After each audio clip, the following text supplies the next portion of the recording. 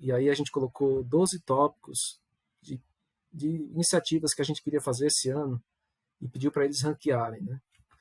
E tinha um em descarbonização, e foi o número 1 do ranking, né? E foi votado mais alto. Foi, assim, eu acho que foi surpresa para algumas pessoas que trabalham comigo no CII. Eu já estava vendo os comentários, porque a gente passou um ano, não, passamos 6 meses, na verdade, coletando ideias para chegar naquelas 12. Então, como eu já tinha visto mais, eu não me surpreendi que fosse em primeiro, mas é uma mudança muito grande para o que seria o resultado se eu tivesse perguntado a mesma pergunta 3 anos atrás.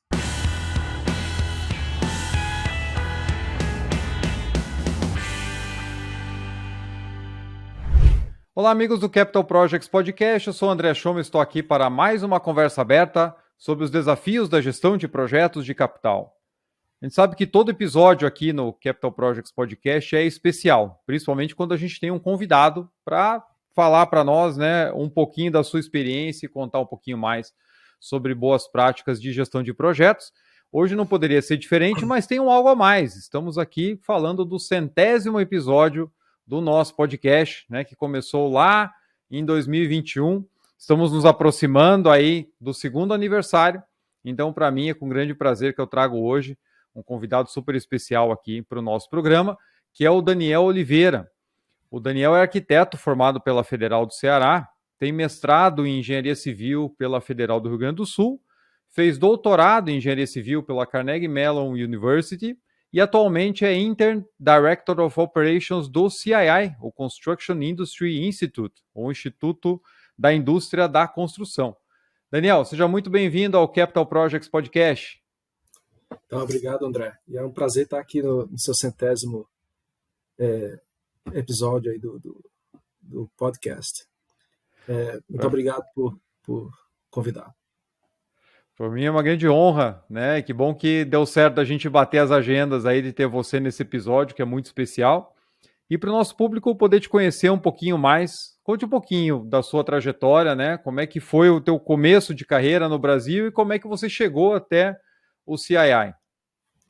Tá. Como você falou, eu estudei arquitetura, né, na Federal do Ceará, e de lá eu fui para a URIX, onde eu fiz mestrado, e são os caminhos interessantes, né, que tem na vida, porque eu fui estudar sustentabilidade em construção, e tinha outra área de gerenciamento lá, mas daí eu conheci o professor Lúcio Soberman, que se tornou depois meu orientador de doutorado na Carnegie Mellon. O Lúcio é gaúcho e ele ia dar umas aulas de verão lá na URGS, e, né, conheci o Lúcio, uma coisa leva a outra, então acabei lá na Carnegie Mellon estudando com o Lúcio, e depois, né, a minha esposa também estudava e fez doutorado na Carnegie Mellon.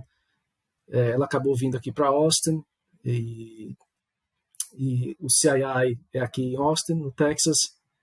Então acabei me juntando ao CII e como pesquisador, depois eu fui coordenador de pesquisa, depois eu virei diretor de pesquisa, que é gerenciando o nosso portfólio de pesquisa, o que eu ainda faço hoje, mas como a gente está na transição, eu fiquei com essa posição interina de diretor de operações, mas o que eu gosto mesmo é de gerenciar o nosso portfólio de pesquisa, e aí eu ainda faço isso. Mas são esses caminhos aí que a gente nunca sabe onde é que vai parar, né? Uma vez que a gente embarca numa coisa nova, como mudar de, sei lá, ir para o Rio Grande do Sul, saindo de Fortaleza e conhecendo quem a gente vai conhecer e para onde leva a gente. São os links que é bem interessante depois quando a gente olha, né, a vida pelo retrovisor, a gente vê, puxa, olha só como as coisas conectam e onde é que eu vim parar por conta daquela conexão ou por conta de alguém que eu conheci ou um assunto que me tornou interessante, eu fui atrás, né, para conhecer mais. Então é muito bacana de fato. E para quem não sabe muito a respeito do CII, né, o Instituto da Indústria da Construção, e como é que ele funciona, você pode explicar um pouquinho para nós aqui, para o nosso público, como que é o CII? Então, o CII é um consórcio de empresas Hoje em dia a gente tem mais de 130 empresas que pagam uma anuidade para o instituto, e a gente desenvolve pesquisa e desenvolvimento orientada para a gestão de projetos de construção. Os nossos sócios são, na maioria, owners ou contractors, contratados no setor de construção industrial. A gente tem alguma construção comercial, particularmente agências de governo, que são sócias também, mas o consórcio é forte em óleo e gás. A gente é parte da Universidade do Texas, então a gente é uma unidade de pesquisa aqui da UT Austin, e a gente trabalha muito perto com os professores aqui da UT Austin, mas trabalhamos também com outros professores e pesquisadores nos Estados Unidos e Canadá. Então, o que a gente faz, a gente pega os recursos que a gente recebe dos sócios e a gente investe em pesquisa. E quando o CII foi criado, nos anos 80, o foco era muito produtividade e segurança do trabalho.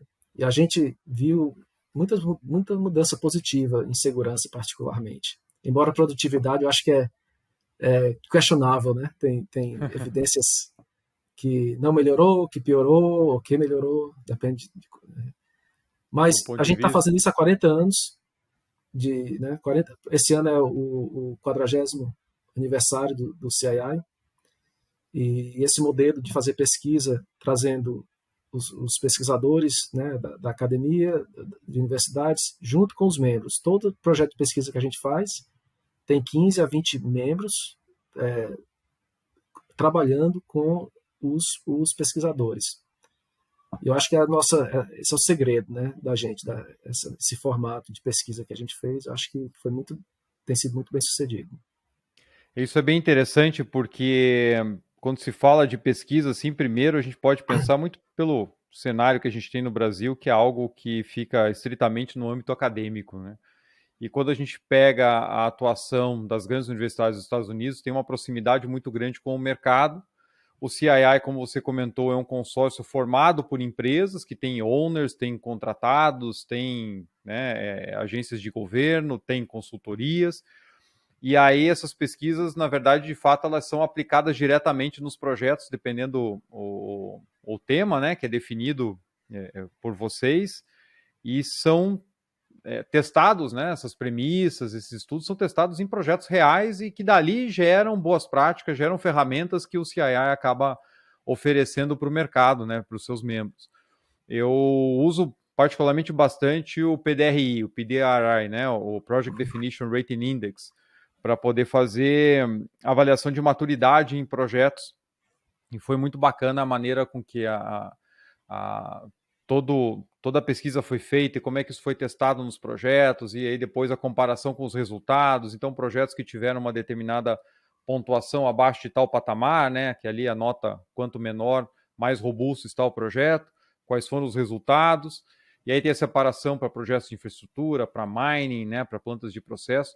Então, realmente é muito interessante ver a profundidade que os tópicos vão na prática, né? Realmente testados em projetos dos clientes ali do consórcio. E, recentemente, a gente vê muito aqui no Brasil o crescimento do AWP, né, o Advanced Work Packaging.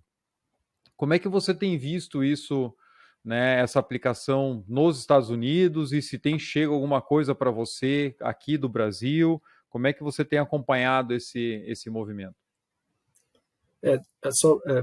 Só para complementar o que você falou do tipo de pesquisa que a gente faz, é realmente muito aplicado, né?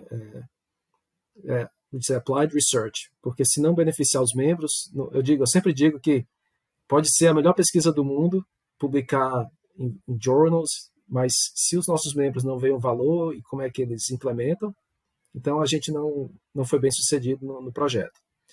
E você falou de dois que são, eu acho que né, se eu perguntar para os nossos sócios, né, sobre o que é que eles usam do CII, o PDRI e AWP são provavelmente as mais populares. A AWP aqui nos Estados Unidos, eu acho que a gente fez um projeto aqui, talvez 15 anos atrás, que desenvolver o AWP. Então, a gente tinha um conceito de Workplace Planning, que já existia, né? Então, o que o nosso time, projeto de pesquisa, fez foi desenvolver, em cima do Workplace Planning, os conceitos de AWP, que iniciando ainda cedo, né? Não só na fase de construção, mas você começa bem cedo, na parte de projeto, a formar os pacotes de trabalho e desenvolve o projeto, planeja a construção, né? De acordo com como você definiu o Path of Construction nos pacotes. De lá para cá, a gente viu a comunidade crescer muito. Eu acho que a área que tem mais energia hoje no CII é relacionada à AWP. E a gente tem financiado projeto atrás de projeto para clarificar a implementação, para, né, desenvolver mais ainda o framework de AWP. Eu acho que ainda é muito concentrado em construção industrial, né? Eu não vejo muito projeto comercial usando AWP, embora eu não vejo por que não, em teoria eu acho que é aplicável. A gente acha que tem muito potencial para infraestrutura, particularmente infraestrutura linear, né, que a gente tem uma ideia que vai ter muita demanda para infraestrutura pela frente. E eu vejo no Brasil, eu não sei muitos detalhes, mas eu vejo sócios do CII, que são empresas brasileiras ou que têm operações no Brasil, que estão ativamente treinando people, que estão treinando pessoas, que estão fazendo treinamento aqui e estão treinando pessoas no Brasil também. Então, me parece que né, tá se disseminando no Brasil também. E é interessante a gente ver isso. Fico feliz de ver isso. Realmente a adoção tem crescido bem rapidamente, né? E claro, como você falou, cada maneira nova ou diferente, né, que aparece no mercado, você vai um tempo até para culturar os próprios clientes, né, os owners, e como é que funciona, de como é que você adapta também os seus procedimentos para poder fazer frente àquela nova forma de planejar. Então, realmente é bem bacana a gente ver o quanto isso tem sido discutido no mercado, e acho que é uma crescente que vai continuar ainda nos próximos anos. A gente vê muita demanda, e não só por parte dos contratantes, mas os profissionais também buscando se capacitar, né, e conhecer um pouquinho mais.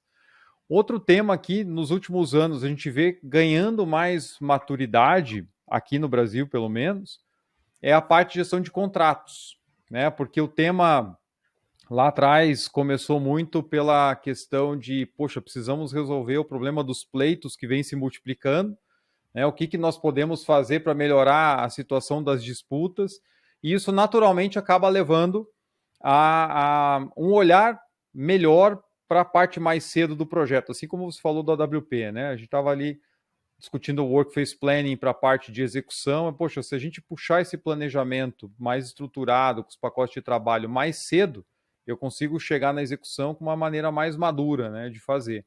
E acho que a gestão de contratos tem seguido muito nessa linha também, né?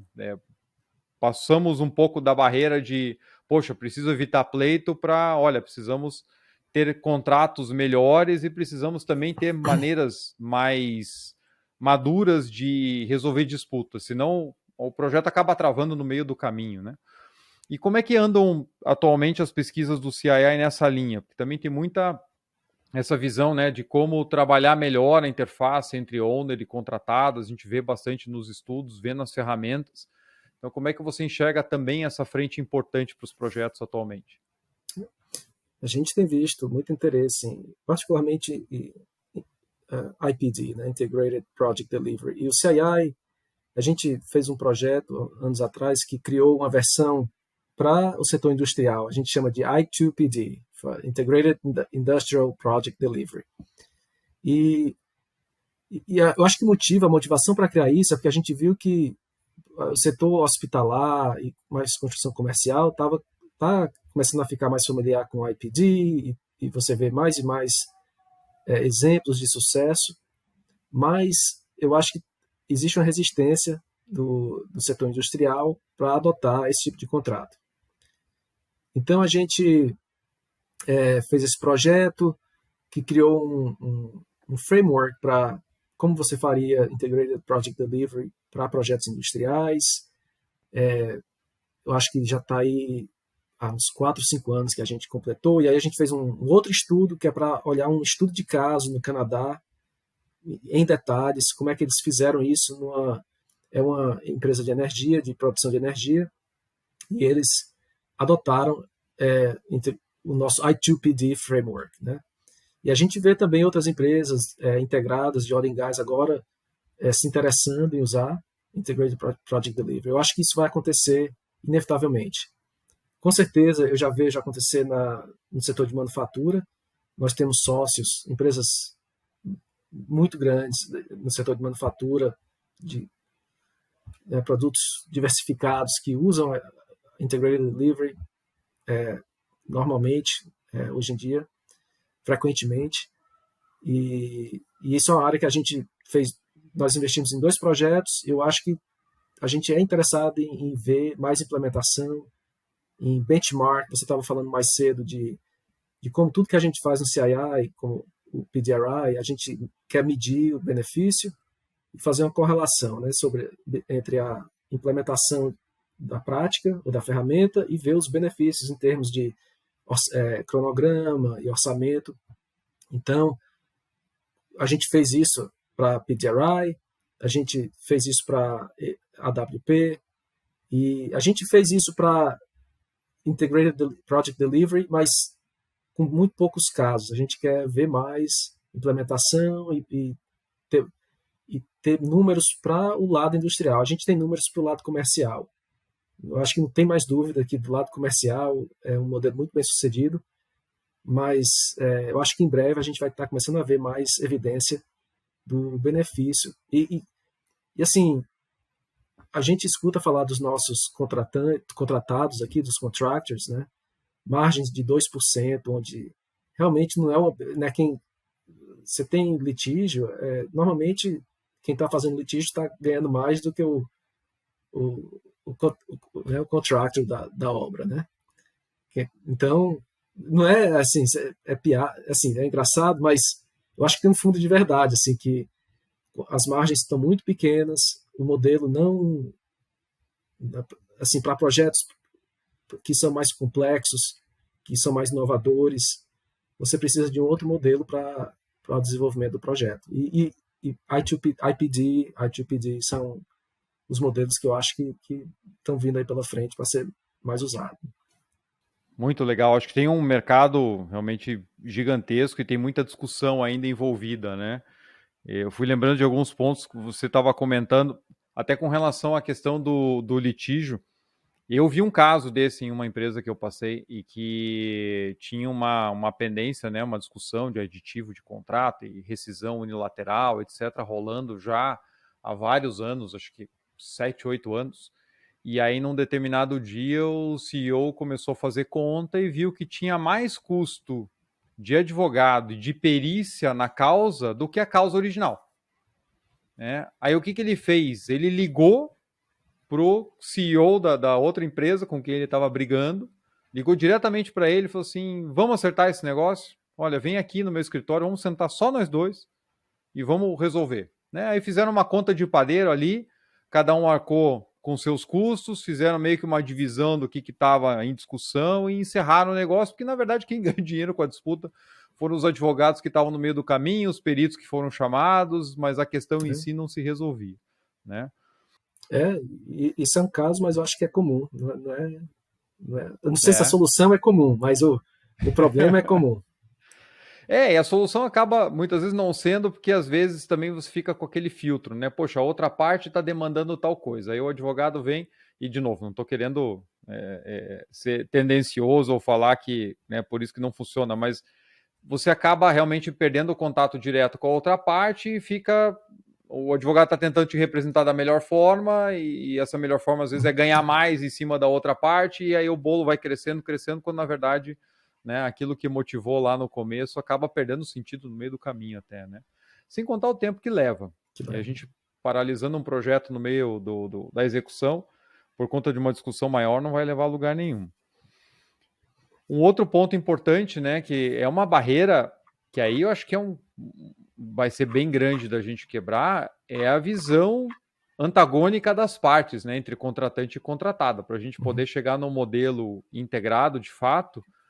A gente já teve aí a passagem dos contratos de aliança que acabaram, né, não se revelando uma boa saída, mas realmente é uma outra parte que a gente tem que culturalmente trabalhar diferente, né? Tem pesquisa do CII que a gente tem uma best practice, uma prática da gente que a gente chama de partnering, que é uma relação mais formal. Isso é uma prática muito antiga. Então, antes que a Integrated Delivery foi feita, né? E tem alguns dados que mostram que quando companhias que são sócias do CII trabalham com companhias sócias do CII, tem uma performance melhor. Eu não entendo bem o motivo. Eu acho que tem vários fatores atrás disso. Não tem uma mágica.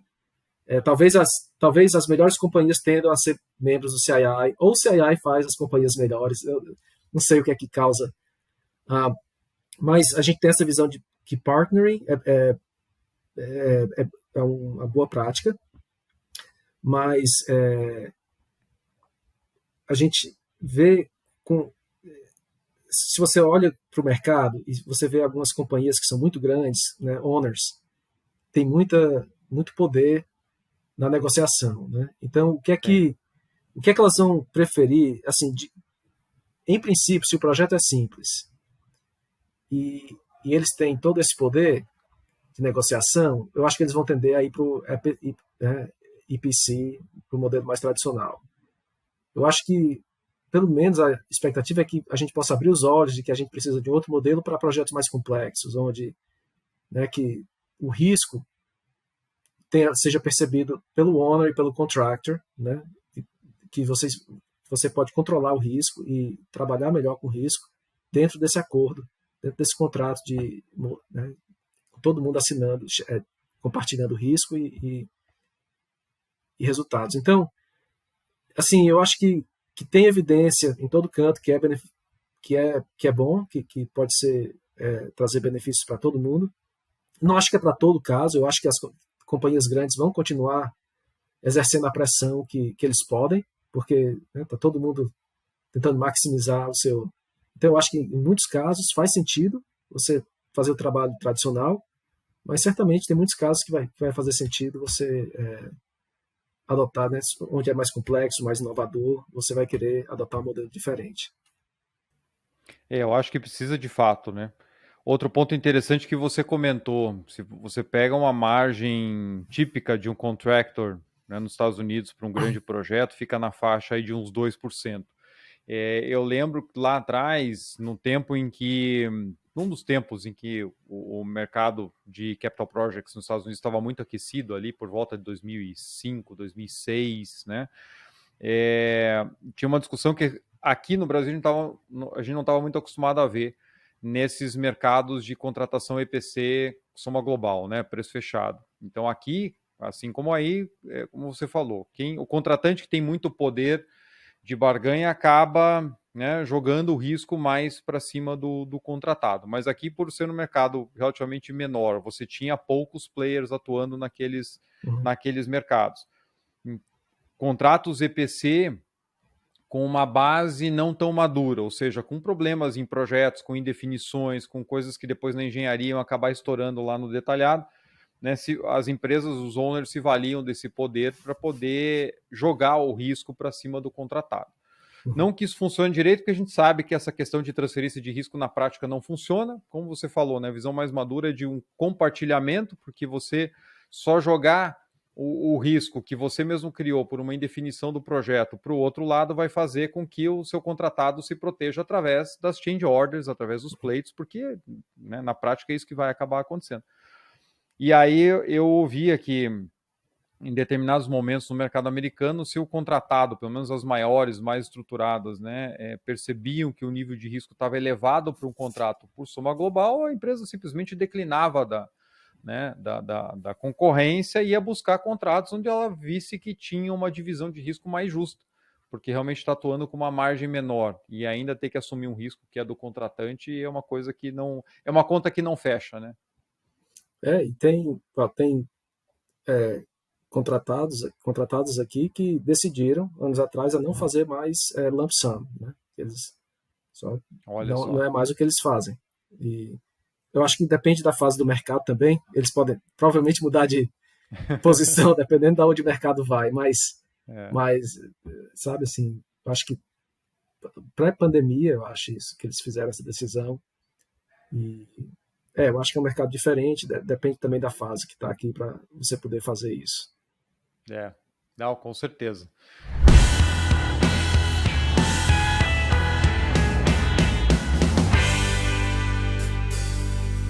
Meus amigos, nós sabemos que a alocação de capital é uma das formas críticas de traduzir a estratégia corporativa em ações.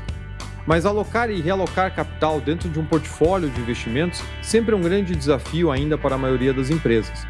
Para trazer maior eficiência a esse processo, a Prosper desenvolveu o Teams Ideas, uma solução completa de gestão estratégica de portfólio de investimentos que adota as melhores práticas de gestão de CAPEX para garantir a governança, transparência e alinhamento estratégico ao portfólio. Desenvolvido por uma empresa com mais de 29 anos de experiência no mercado corporativo, a Prosper já foi reconhecida pela Microsoft por 6 vezes consecutivas como um dos melhores parceiros da América Latina em soluções de gestão de projetos e gestão de portfólio.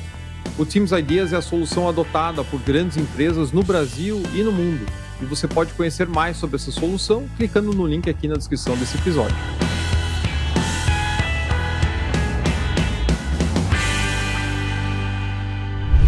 Uma coisa que é interessante para a gente comentar também é assim, você comentou que são em torno de 130 empresas que são sócias hoje do CII, e como a gente viu, a gente tem de vários ramos de atuação, né? Tanto owners na parte industrial, como agências de governo, como contratadas, consultorias, etc. Empresas de engenharia. E o CII tem uma base muito extensa de pesquisas nos mais diversos ramos que são interessantes ou importantes para esses tipos de projetos. E claro, assim, né, aí como aqui, a gente não consegue sair aplicando tudo, a gente tem, né, algumas barreiras internas na aplicação dessas boas práticas, por mais que esteja comprovado por números, né, olha, estão aqui os projetos que fizeram, os que não fizeram, os que usaram, os que não usaram. Onde é que você enxerga hoje, dada a sua experiência por conviver com tantas empresas, discutindo abertamente os problemas, que são uma parte também interessante de ser um consórcio, né? As empresas abrindo o coração ali, colocando as suas dificuldades, fomentando as pesquisas, aonde você vê que ainda estão as principais barreiras que impedem ou dificultam a implantação dessas boas práticas? Eu lembro, estudando no meu mestrado, sobre a fragmentação da indústria, né? Eu acho que era verdade lá, e é verdade agora, que é uma indústria fragmentada. O que você vê de aquisições e mergers e acquisitions aqui, imagine que companhias grandes são, na verdade, compostas de várias unidades que foram adquiridas com o tempo, cada uma operando de forma diferente, não tem nenhuma, né, plataforma. É muito difícil você implementar uma plataforma de práticas consistente, né, para todos os projetos da companhia. Acho que fragmentação é um fator, mas outra coisa que a gente vê muito hoje em dia são os PMOs, né, os Project Management Organizations que as empresas têm. Muitas empresas estão, particularmente owners, estão acabando, reduzindo bastante. E daí eles contratam serviços, né, de consultores que podem ser muito, muito competentes, mas e aí eles perdem a capacidade de gerir esses processos de forma mais consistente, né? Então, outro dia eu estava conversando com uma pessoa que é sócia de uma empresa, sócia do Instituto, e ele disse, o meu trabalho novo isso é um contratado, tá? Um IPC, mas eles abriram uma área de gestão de PMO. Então, essa pessoa estava dizendo, o meu trabalho é da consultoria agora para formar PMOs para companhias. Então, você vê esses ciclos, né, de companhias que acabaram com os PMOs. Anos atrás, eu conversava com outro membro, ele dizia, 2 anos atrás, éramos 130 pessoas na minha área. Isso é uma empresa de óleo e gás muito grande. Eles, hoje em dia, somos 9. 9? Em poucos... Meu Deus! Coisa de 2 anos, assim. Então, eles, né, mandaram para as business units, todo mundo foi debandado para as unidades, mas você não perdeu esse PMO central que mantém consistência. E aí, o que você vê, eu acho que depois disso é um ciclo de reconstituir os PMOs, né? Mas eu acho que então é essa luta constante de tentar implementar a prática, né? Todo dia né, a gente fala com empresas que querem se tornar sócios e a pergunta é quais são as práticas, e a gente fala das práticas, mas eu acho que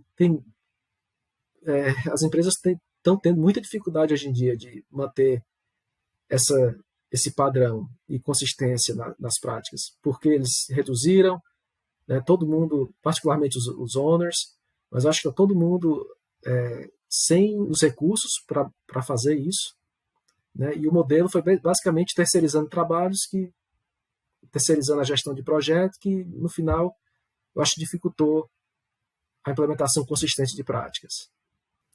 São pontos realmente muito relevantes, né? Olha, para você que está nos ouvindo aqui ou nos assistindo, olha como isso conecta com outros temas que a gente já trouxe aqui. Né? A gente já falou aqui com o Américo Pinto, que comentou sobre o ciclo de vida dos PMOs nas organizações, que é natural esse movimento que o Daniel comentou aqui agora, né?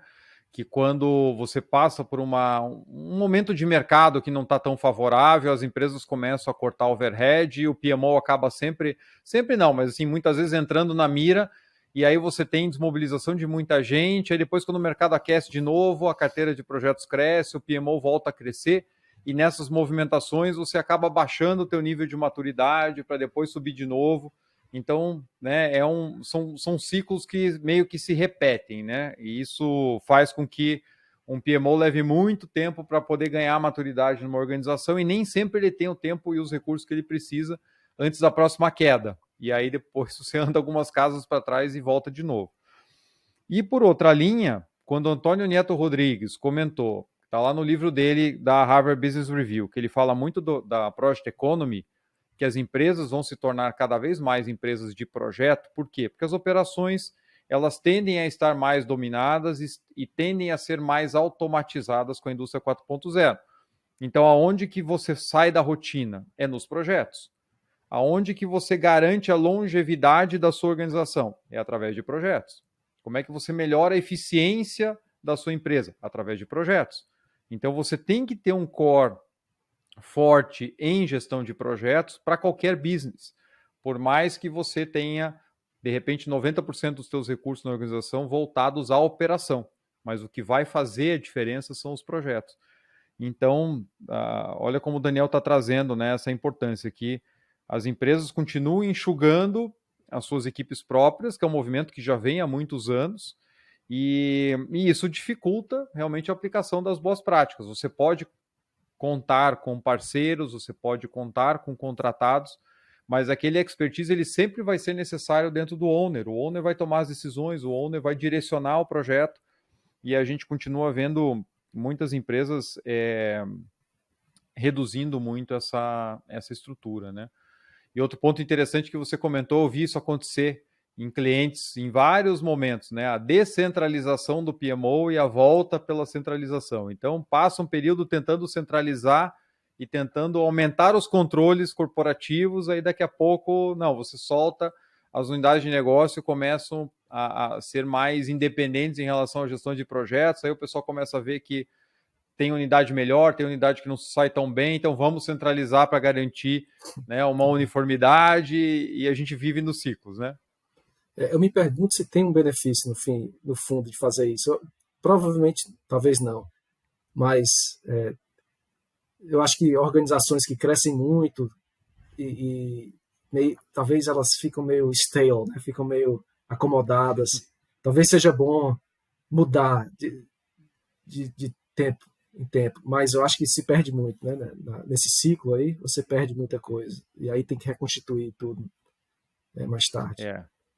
A maturidade organizacional, né, você não ganha da noite para o dia, é uma coisa que demora anos mesmo, né? E quando você faz uma mudança muito brusca, você acaba perdendo bastante em pouco tempo. Às vezes parece que não na teoria, mas a hora que você move as pessoas de departamento, você cria novas estruturas de governança, isso acaba gerando uma ruptura, né? A gente vê cada vez que, acompanhando o projeto em cliente, que você tem uma mudança na estrutura ou na forma de se fazer projeto, às vezes o pessoal demora um ano só para entender qual que é a nova organização, para depois voltar a se preocupar com aquilo que tem que fazer. né? Por quê? Porque as mudanças são muito grandes, você acaba criando aquelas áreas cinzentas onde você não sabe de quem que é a responsabilidade, se eu posso continuar fazendo isso dessa forma.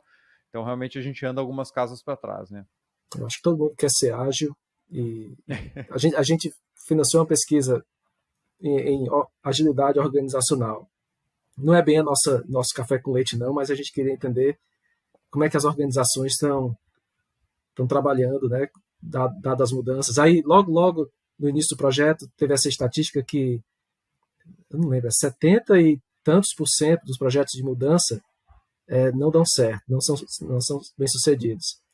Eu sempre questiono o que é que eles definem sucesso de um projeto de mudança e que tipos de projeto de mudança especificamente, mas, em geral, change management não é fácil, né?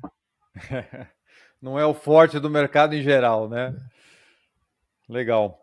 E você citou um outro ponto no começo, só porque eu lembrei agora, para não deixar passar, mas é que eu acho que tem uma grande conexão com tudo isso que a gente está falando, né? Pelo menos se eu me lembro bem, e se eu estiver errado, por favor, me corrija, né?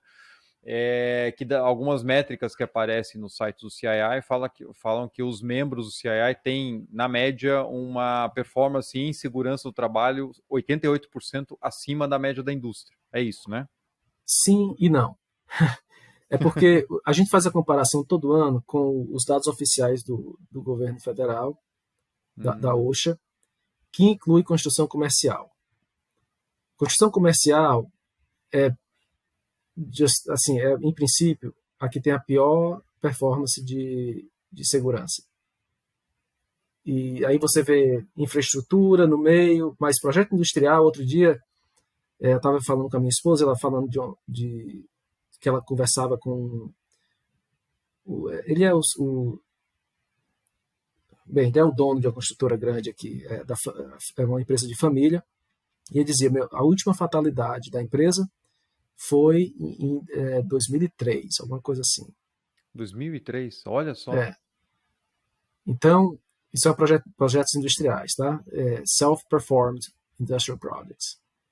Então, segurança do trabalho em projetos industriais aqui nos Estados Unidos tem um nível de performance, né, muito, muito melhor do que a média nacional. Legal. Mas, de novo, é aquela coisa. As empresas sócias do CII tendem a ser industriais, provavelmente já tem uma média mais baixa, melhor de segurança, né? Mas a gente também, acho que a gente quer acreditar, eu acho que tem um fundo de verdade que as nossas práticas de segurança que desde os anos 80 foram criadas, né, que proporcionaram muito dessas mudanças. Mas o setor industrial realmente é diferente da média nacional. Então essa comparação é verdade, mas não é toda a história, né? Tem esse componente do setor industrial. Excelente, né? Bom saber, bom esclarecer, né? Por que eu lembrei disso? Porque, como você falou, a gente não tem uma mágica, né? A empresa se associou ao CII e suas métricas vão mudar da noite para o dia. Mas a gente vê que empresas, eu já passei por outros consórcios, né? Já trabalhei em empresa que mantinha consórcio de empresas que fazia benchmarkings, faz benchmarkings comparativos, e você vê que, de fato, as empresas que se propõem a ir discutir problemas de forma conjunta, a implementar pesquisas dentro de casa e buscar práticas melhores, você já não está mais lidando com a média do mercado, você está falando com as empresas que realmente são diferentes e querem ser ainda melhores, né?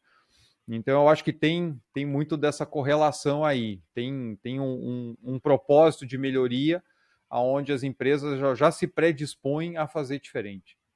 Quando eu comecei no CII, o meu cargo era de pesquisador na área de benchmarking. A gente fazia benchmarking. A gente ainda faz, mas... E eu, depois de 2, 3 anos, eu fiquei pensando, assim, o resultado do benchmarking não tem importância nenhuma. Para mim, o que eu entendi era que o mais importante é que as companhias estavam fazendo o esforço de fazer o benchmarking. Só de ir atrás dos dados já me diz alguma coisa sobre a companhia, tá entendendo? O que eles desenvolvem em termos de cultura ao fazer o benchmarking. Então, para mim, era quase irrelevante o que era o resultado, estava no primeiro quartil, só o processo de fazer isso e a cultura que você desenvolve em medir e alguém perguntar por que é bom, por que é ruim, isso para mim era, depois de 2, 3 anos lá, para mim era o que era o mais importante. Com certeza. Eu passo por um pouco disso em alguns casos de aplicação do PDRI, né? Porque sempre que você vai fazer uma avaliação de maturidade como empresa externa e independente ao projeto, frequentemente você cai na discussão da nota, né? Aí a Uhum. preocupação do pessoal é saber assim, mas quais são os itens que têm maior peso na nota final e tal. E a discussão tem que ser pelo caminho que você comentou, gente. Vamos olhar as práticas. Olha, se você olhar aqui, esse ponto aqui não está legal, esse aqui pode ser melhorado de tal forma, né? Vamos esquecer a nota um pouquinho, vamos olhar para o projeto, porque no fundo É, a avaliação ela não vem para dizer se passou de ano ou não, ela vem para te ajudar a trabalhar melhor os fazer riscos. pergunta, né? Quais são É, que alguém comece a fazer as perguntas certas para você melhorar. exatamente. Mas enfim, é da nossa natureza a partir da hora que você colocou uma métrica e ela é importante porque você tem variações na escala dessa métrica com variações de resultado. Então é um caminho que vai funcionar bastante para você, mas é difícil às vezes se desvincular, né, a nota da prova com aquilo que você precisava aprender para poder ser um bom profissional lá na frente, né? Absolutamente. Legal. É. Muito certo. Outros temas que estão muito em alta no mercado, e eu queria ouvir mais a tua experiência, principalmente, né, como é que o mercado internacional está enxergando isso, principalmente com base, né, naquilo que o CII tem se envolvido, que é a parte de sustentabilidade e descarbonização. São duas frentes que a gente vê frequentemente nos noticiários, a gente vê a preocupação dos investidores nas empresas de capital aberto, do como elas estão tratando a descarbonização para os próximos anos, o que elas vão fazer nas operações e tudo mais. Só que isso se desdobra em uma série de outros itens, também na área de projetos, né, que é a nossa área, e com certeza deve ser um tema quente por aí também. O que você tem enxergado dentro desse aspecto? Eu acho que ano passado a gente teve uma reunião de conselho, a gente tem 2 reuniões de conselho. Então a gente pede para que cada companhia mande um representante para a nossa reunião de conselho. E aí a gente colocou 12 tópicos de, de iniciativas que a gente queria fazer esse ano e pediu para eles ranquearem, né? E tinha um em descarbonização e foi o número 1 do ranking, né? Olha E só, foi o mais votado. foi votado mais alto. Foi assim, eu acho que foi surpresa para algumas pessoas que trabalham comigo no CII. Eu já estava vendo os comentários, porque a gente passou um ano, não, passamos 6 meses, na verdade, coletando ideias para chegar naquelas 12. Então, como eu já tinha visto mais, eu não me surpreendi que fosse em primeiro, mas é uma mudança muito grande para o que seria o resultado se eu tivesse perguntado a mesma pergunta 3 anos atrás. Né? Eu acho que não estava no radar de ninguém descarbonização 3 anos atrás. Não nesse patamar, que agora está, Uhum. né, tá todo mundo pensando. Eu acho que também depende do setor que você está, porque eu acho que as empresas petroquímicas têm um problema grande para descarbonizar. Então, Tem. provavelmente eles vão para captura de carbono. Né? Então, eles devem estar vendo o que pode fazer de captura, porque fundamentalmente o processo se o seu negócio é plástico, você pode fazer economia circular, né? A gente tem pesquisa em economia circular, mas para projetos capitais, mas o setor de geração de energia, eles têm a ideia do que renewables, renováveis podem fazer, o que é que vai ter que ser de nuclear, né? Então tem uma composição e eles têm um plano, mas eu acho que particularmente para o setor petroquímico é um problema grande, particularmente para os owners, né? Então a pergunta é que projetos eles vão estar fazendo para descarbonizar os processos. Do lado comercial, eu acho que tem muitas, né, tecnologias que estão aparecendo para ajudar a descarbonizar edificações. Eu acho que é talvez mais maduro do que a visão, pelo menos, é mais madura do que do setor petroquímico, né?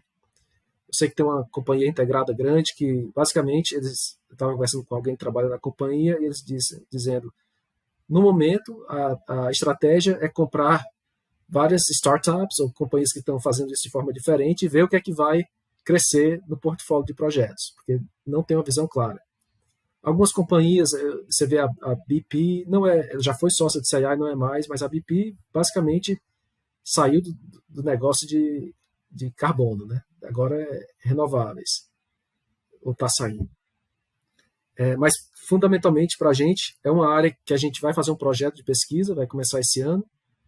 Eu acho que é focando mais na construção e projeto, o que é que a gente pode fazer para descarbonizar, ou o que é que vai ter que ser feito de relatórios e análises para medir conteúdo de carbono, porque os contratados estão pensando o que é que eu vou ter que fazer a mais nos projetos, né? Então, eu acho que isso é a competência principal dos nossos sócios, então a gente vai começar aí, mas eu acho que tem essa pergunta mais ampla sobre quais são os projetos que a gente vai estar fazendo, o que é que vai ter que ser feito para se alcançar descarbonização, particularmente aqui nos Estados Unidos, com leis recentes que vão investir muito dinheiro em projetos relacionados à descarbonização.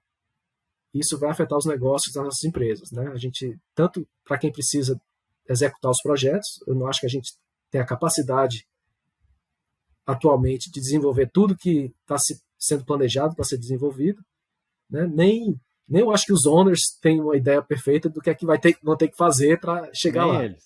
Então, eu acho que dos dois lados tem muitas questões, mas para a gente é uma área estratégica para o CIA, eu acho, indo para frente, e entender e ajudar os nossos sócios a trabalhar, né, com descarbonização. Legal. E por curiosidade, assim, outros 2, 3 temas que foram priorizados, para a gente saber o que vem pela frente em termos de pesquisa? Eu acho que é pesquisa e desenvolvimento. Então tem muito tópico sobre implementação. Tem cursos, por exemplo, a gente está provavelmente revitalizando as nossas recomendações sobre como implementar a prática do CII. Uma das nossas práticas é implementação das práticas do CII. Das práticas. Então é meio uma referência circular né, para o que a gente faz. Mas a gente está querendo revitalizar. Tem um blog que eu vou compartilhar com você que tem o ranking. Tem Ótimo. um tópico de segurança do trabalho, nossos tópicos de segurança, nossa prática, acho que foi escrita há uns 15, 20 anos atrás. Desde lá a gente fez pesquisa em coisas novas, em lead indicators, mas a gente nunca incorporou, né, ao documento principal de segurança. Então a gente quer revitalizar isso. Então tem alguns projetos que são revitalizando algumas práticas, promovendo implementação de prática. Supply chain teve muita ideia, eu chamo de ideation process, o processo que a gente fez por 6 meses, e teve mais de 300 ideias que a gente capturou, mas algumas são só 3 palavras. Mas supply chain, né, cadeia de suprimento, está todo mundo preocupado, porque desde a pandemia eu acho que está todo mundo sofrendo com isso, né? Mas os tópicos, a gente vai focar em definir programas de suppliers, programas para contratação de suppliers. Vai ter um tópico aí, mas em geral, acho que as ideias que a gente viu eram mais amplas, tentando entender ainda o que está acontecendo. Eu acho que algumas companhias ainda estão tentando fazer sentido sobre o que está acontecendo desde a pandemia. Supply chain, implementação de práticas do CII, segurança. Eu acho que o mais inovador é realmente descarbonização, o mais diferente do nosso portfólio tradicional de projetos. Excelente, olha, né, vou ficar ansioso aqui esperando as novas pesquisas saírem, porque de fato tem tanta coisa interessante, tanta coisa no site do CII que às vezes eu vou, né, tô pesquisando alguma coisa, alguma ferramenta, aí você olha um estudo e diz assim, puxa vida, isso aqui se eu tivesse olhado 6 meses antes, de repente tinha algum dado a mais que eu podia ter aplicado num projeto passado. Então realmente é muito rico, né? É muito rico. E vamos lá, como é que você está enxergando, né? Como é que o CII está enxergando o futuro da construção, assim, pensando algumas poucas décadas para frente? A gente tem visto uma evolução grande em algumas práticas de planejamento, a gente tem visto, né, a tecnologia chegando finalmente mais forte no nosso setor, a gente sempre ficou olhando aí, né, outras áreas e pensando assim, poxa, um dia a construção vai ser mais industrializada, mais racional. Eu não esqueço que eu fui num congresso, acho que no Congresso Brasileiro do PMI, 2019 aqui, que foi até aqui em Curitiba, que teve um palestrante que mostrou que uma palestrante que comentou que mostrou um ranking e em termos de inovação e tecnologia, a indústria da construção e infraestrutura ela só ganhava da indústria de caça e pesca, né? Todo o restante, as outras indústrias estavam na nossa frente. Então a gente vê que isso está, né, tá mudando. Pô, olhando pelo lado bom, a gente tem muito campo para melhorar. Então, como é que você enxerga o futuro da nossa área? Eu acho que eu vejo com otimismo a possibilidade de ter melhorias de produtividade, né, de segurança, de continuar tendo melhoria de segurança. Mas eu menos por conta de tecnologia, embora eu acho que tecnologia vai, né, ajudar a isso, mas eu nunca gosto de começar pela tecnologia. Né? Eu acho que a gente falou de Integrated Project Delivery, eu acho que isso é um componente fundamental para um futuro melhor, né, que para você executar projetos de forma mais eficiente. E eu acho que tecnologia tem que, né, suportar, né, tem que dar suporte para esse desenvolvimento integrado por meio do uso de modelos, né? Integração de dados, todo mundo fala, quem é que faz, né? Quem é que faz hoje em dia? Pouca gente, né? Eu acho que a tecnologia vai chegar lá, mas eu acho que primeiro vem esses frameworks, né, de contrato, de colaboração antes.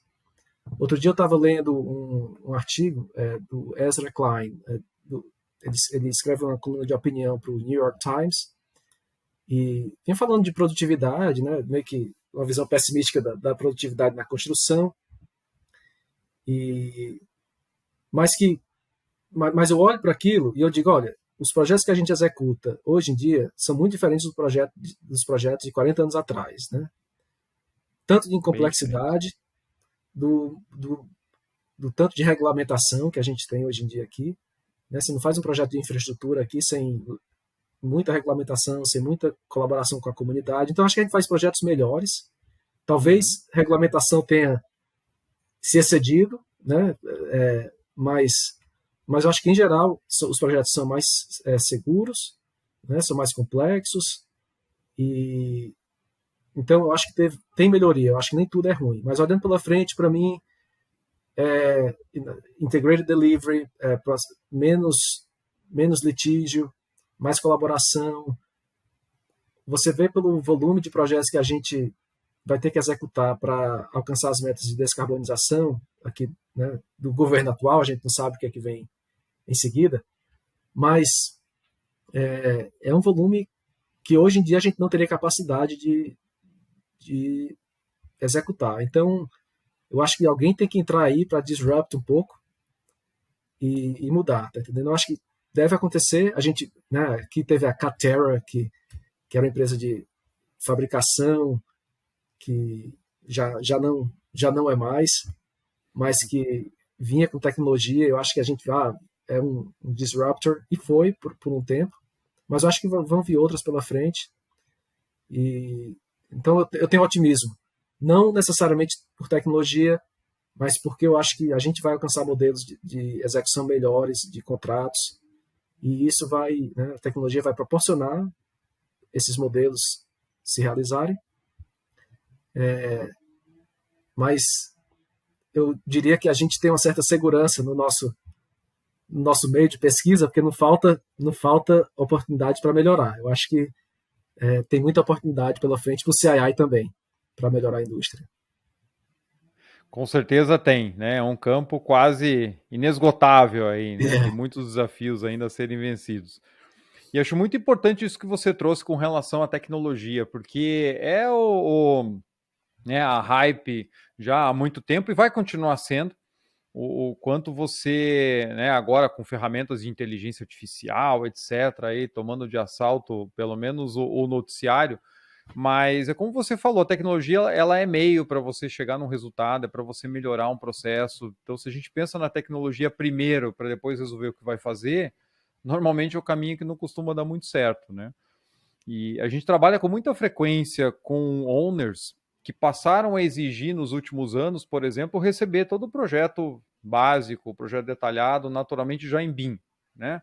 E aí, então, criaram-se as requisições técnicas super detalhadas de como é que tem que ser o projeto, etc. E aí a gente vê que, tanto no mercado, muitas contratadas de engenharia não conseguem ter profissionais com essa fluência na quantidade que eles precisam para fornecer tantos projetos assim, porque está todo mundo Uhum. contratando da mesma forma. E, por outro lado, como a gente já falou das equipes muito enxutas do owner, muitas vezes o owner não Não tem sabe. essas capacidades internas de avaliar aquilo que está recebendo. Então, contrata de uma forma, paga um valor razoável por aqueles projetos que deveriam vir de acordo com a especificação, eles não vêm, o owner não consegue checar, né, o que está errado, o que está faltando, o que está em desacordo com aquilo que foi contratado, e acaba ficando por isso mesmo, né? Então tem todo um caminho, e não é só isso pelo fato de receber o projeto assim ou assado, mas a gente continua vendo os projetos com todo o benefício que você tem da modelagem em 3D, etc., sendo extensivamente alterados, né? O escopo do projeto sendo mudado tardiamente, assim como acontecia no 2D, e então, assim, aquilo que veio para melhorar, acelerar a tua curva de maturidade da tua engenharia, acaba sendo feito, refeito, remanejado na correria, assim como eram os 2Ds também, e você depois lá no detalhado acaba de novo passando pelos mesmos problemas. Então, como você falou, trabalhar processo, trabalhar melhor os projetos, trabalhar a integração entre as partes, né, e trazer a tecnologia para te ajudar, mas não ela como fim, né, mas como meio. É. E eu acho que tem muito poucas companhias é, contratados, principalmente, têm a capacidade de mudar totalmente a forma como é que eles, né, executam projetos com ênfase na tecnologia. Eu conheço uma companhia, provavelmente o maior membro do CII, eu estou entregando, se você olhar a lista, você pode saber quem é, mas é um caso onde eu sei que eles começaram praticamente do zero e refizeram a plataforma de execução, né, para ser baseada em AWP, Olha só. e fizeram todos os sistemas deles são integrados, né? Então porque eles são muito grandes e podem. Mas eu acho que do jeito que as companhias operam, o mais fácil é você começar pequeno, né? Começar com uma meta pequena, em termos de uma tecnologia nova, e aumentar. E isso causa problemas de integração, né? Então você vai ter outros tipos de problema, porque é como o setor opera melhor, eu acho, para receber Uhum. inovação. Todo mundo é avesso a risco. Quem é que quer? Se você tem uma margem de 2%, quem é que vai inventar de inventar um sistema novo no meio de um projeto? E como você falou, do lado do Honor, então, a gente, né, tem os modelos, os modelos que são salvos em algum hard disk, né, para não ser aberto jamais, né? Porque ninguém sabe o que é que faz com isso. Exatamente, exatamente. Olha, você me lembrou de um outro caso aqui, com uma grande empresa, owner, né? Tinha cancelado um projeto na fase de conceitual, e aí, uns 4 anos depois, resolveu retomar aquele projeto e jogou no mercado um edital para fazer o conceitual daquele empreendimento. E aí, a equipe que tinha participado do projeto anterior, ou algumas pessoas já tinham saído da empresa, outras estavam alocadas em outros projetos, etc. Então, o setor ali já não tinha mais ninguém que tinha participado anos antes. E aí, a sorte deles foi que uma das proponentes, ao pegar o edital, chegou para eles e falou assim: você já tem esse conceitual completo.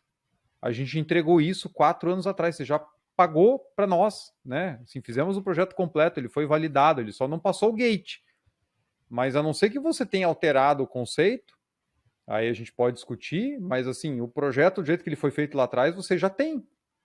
E eles não tinham alterado o conceito, eles estavam contratando de novo a mesma coisa. E Só, daí a equipe falou assim: não, a gente não sabe onde está. né? Então, não tem problema, gravamos aqui um DVD na época, né? Um ou mais discos, enfim. Ó, tá aqui o projeto, vocês pagaram pra gente 4 anos atrás, não precisa contratar de novo. Então, é complicado, né? Imagino o que é que eles fariam com o modelo final, né? Mas isso é comum, assim, na universidade aqui, eu sei que anos atrás, eu não sei hoje em dia, mas eles estavam exigindo o BIM né, dos contratados, mas eles não têm nenhuma competência interna de realmente usar, e usar para operações, né, de usar como um digital twin, né, realmente fazer o que pode ser feito. Eu acho que, de novo, algumas empresas podem estar fazendo, no futuro eu acho que vai ser mais comum, mas eu acho que tem crescimento para acontecer aí pela frente. Temos espaço para melhorias aí. O que é bom, né? Porque a gente tem frentes que tendem a melhorar ainda mais nossos resultados. Daniel, a conversa está excelente, né? Mas a gente já está no limite do nosso tempo. Eu sempre peço para o convidado deixar dicas finais para a nossa audiência, né? Para os profissionais que nos acompanham, para quem se interessou pelo tema, para quem quer se desenvolver na carreira. Enfim, deixo bem aberto para o nosso convidado passar um pouquinho da sua experiência e dar aí um caminho, se é que a gente pode chamar dessa forma, para quem está nos ouvindo. É difícil. Eu acho que para quem está começando, né, pela experiência própria, é ser aberto para possibilidades, né, que vem pela frente. Você nunca sabe, né? Às vezes a gente tem uma meta muito clara, mas eu acho que tá aberto a fazer novas conexões, achar mentores e pensar um pouco diferente. Eu acho que é uma indústria fácil de você se acomodar e tentar seguir como a gente faz negócio, né? Porque é averso a risco, mas eu acho que vai ter lugar para quem pensa diferente em breve, assim. Eu acho que tem lugar hoje em dia, mas eu acho que vai ter mais ainda. Mas aí eu quero fazer propaganda do CII também, né? Claro. Eu acho que a gente vai compartilhar os links no website, do podcast. Isso, aqui no episódio Mas eu deixo na descrição aqui os links para a nossa comunidade poder acessar. É construction-institute.org. Para você ir para o CII, olha lá, a gente tem vários vídeos, é difícil de navegar, eu acho, mas você tem que procurar uma coisa chamada Knowledge Base. E quando você achar Knowledge Base, você vai encontrar vídeos lá dentro, né, as apresentações que a gente tem de projeto nas conferências, normalmente, se você encontrar lá, as mais recentes são disponíveis de graça. Eu não sei se todo mundo sabe disso, que o PMI agora tem uma certificação para projeto de construção. Isso é interessante você citar, porque pouca gente conhece. É chamado PMI Certification, Construction Professional in Built Environment Projects. So it's PMI-CP. E é um shameless, né, link aqui, porque eles incluem a AWP e eles incluem front-end planning como práticas. Então, cada vez que alguém faz treinamento lá, o CIE recebe um pedacinho de royalties pelo uso. Para a gente, o mais importante é que as nossas práticas agora, né, isso para a gente é uma ferramenta de disseminação muito grande das nossas práticas. Tem práticas Lean do LCI também incluídas, então não é só CII. Mas para a gente isso é um portal de disseminação incrível. E, então, PMI -CP. Eu também vou mandar os links para lá. Então, só umas poucas dicas aí, mas eu agradeço a oportunidade de estar aqui conversando. É um prazer ter essa conversa e muito obrigado. Eu que agradeço, Daniel. Muito bom poder contar contigo e a gente conversar um pouquinho mais sobre tantas pesquisas em tantos temas importantes dentro da nossa área e também poder olhar um pouquinho para o futuro e ver o que vem pela frente. Então, muito obrigado aqui pela tua participação. Muito obrigado, André. Maravilha, pessoal. Olha só, fechando o 100º episódio do Capital Projects Podcast, eu não podia estar mais feliz de poder contar com o Daniel aqui, diretor de operações do CII, o Construction Industry Institute, que é tão importante para a indústria no mundo inteiro. boas práticas nas quais muitas empresas tomam como base para poder melhorar internamente as suas definições, execuções de projeto. Então, poder contar com o Daniel num episódio emblemático como esse, para mim, realmente não tem preço. Olhando lá atrás, quase 2 anos antes, né, eu nem imaginava o que seria no 50º episódio, no 100º episódio. A gente tem muito mais a falar aqui no nosso canal, né, muitas ideias, muitos convidados já pré-contatados para a gente conseguir marcar uma agenda. Então dá para a gente olhar muito adiante, mas eu quero aproveitar mais uma vez, como eu sempre faço no final de cada episódio, para agradecer você que está nos ouvindo, você que está nos assistindo, que agora temos videocast também no Spotify, agora estamos subindo os episódios completos lá no YouTube também. Então, é graças a vocês que esse canal permanece aqui fazendo esse trabalho. Graças também aos membros que acreditam nesse conteúdo e que valorizam esse conteúdo e entram na campanha do Catarse lá, contribuem mensalmente para que o projeto siga adiante. E também aos nossos parceiros, né? Agradecer sempre a Prosper Teams Ideas pelo apoio, né, para o nosso canal, ao Teams Ideas, que é uma solução completa para gestão de portfólio, para alocação de capital, para gestão transparente do seu portfólio, facilitando a governança, facilitando a gestão no dia a dia, com tantos esses cenários que a gente falou, né, de priorização de projetos, aumento da carteira, redução da carteira. O Teams Ideas é a solução ideal para você gerir o teu portfólio. Então, muito obrigado mais uma vez a Prosper pelo apoio ao nosso canal. E, como já venho anunciando nos últimos episódios, fiquem ligados, porque muito em breve vai sair a versão 2.0 do curso de Metodologia FEL, está vindo aí nas próximas semanas. Ficou muito bacana e eu vou trazer novidades aí a respeito logo, logo. Então, o pessoal que está me perguntando aí no LinkedIn quando é que sai a próxima turma, em breve teremos novidades. E por hoje é isso. Quero agradecer mais uma vez você que ficou até aqui. Não esqueça de também seguir o nosso canal, tanto no YouTube quanto nas ferramentas de áudio, aquela que você preferir. E indique também esse conteúdo a outros profissionais que você acredita que podem se beneficiar dessas nossas conversas. E eu espero vocês na semana que vem para um novo episódio do Capital Projects Podcast. Um grande abraço e até a próxima.